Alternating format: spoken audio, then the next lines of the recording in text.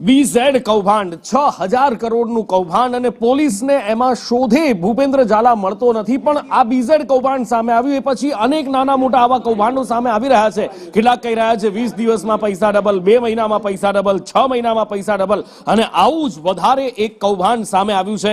BZ જેવું જ અન્ય એક આ કૌભાંડ છે જેમાં અમદાવાદમાં રોકાણકારોના પૈસા ચાઉ થઈ ગયા હોવાનો રોકાણકારો દ્વારા આરોપ લગાવવામાં આવ્યો છે. Unique mercantile India private limited દ્વારા આ કૌભાંડ કર્યાનો આરોપ લગાવવામાં આવ્યો છે, જેમાં ફિક્સ ડિપોઝિટની રકમની પાકતી મુદ્દતે તેમને પૈસા પાછા નથી અપાયા. રોકાણકારો યુનિક મર્કન્ટાઇલ ઇન્ડિયાની ઓફિસે પહોંચ્યા હતા અને ત્યાં પહોંચીને હોબાળો મચાવ્યો હતો. જામનગરના 30 રોકાણકારો છે જેમના દ્વારા વિરોધ પ્રદર્શન કરવામાં આવ્યું, હોબાળો મચાવવામાં આવ્યો. તેમનું કહેવું છે કે 3 વર્ષથી એફડી પાકી ગઈ છે છતાં પણ પરત નથી કરવામાં આવી. 6 વર્ષમાં રોકેલા પૈસા ડબલ કરી આપવાની અહીંયા લાલચ આપવામાં આવી હતી.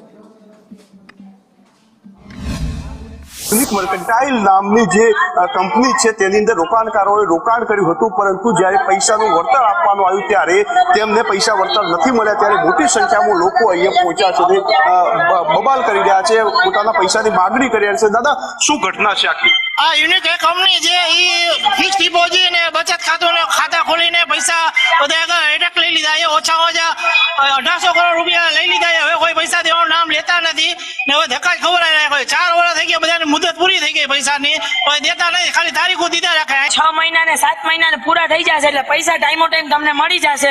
પૈસા જો 1-2 દિવસ મોડા ભરાતા હતા, ગરીબ માણસોના પૈસા હતા, એ કે બધો પૈસા કપાઈ જશે, તમારા પૈસા નહીં ભરાય તો એ કે ને પૈસા 4-5 વર્ષથી એમ કે છે કે આજે દઉં ને કાલે દઉં. એ કે 6 વર્ષથી પૈસા જામનગર થી આવું છું, આ 5-5, 6-6 ધક્કા ખરાવે છે.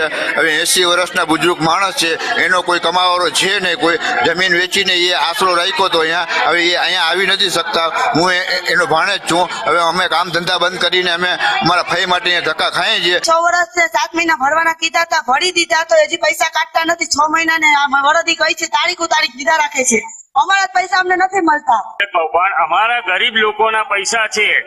થોડા પૈસા અમારા ભેગા કરીને અમે ઇન્વેસ્ટમેન્ટ કરેલું. અમારી એફડી 2023 ની અંદર બાકી ગઈ છે. 2024 પૂરો થયો ત્યાં સુધી કોઈ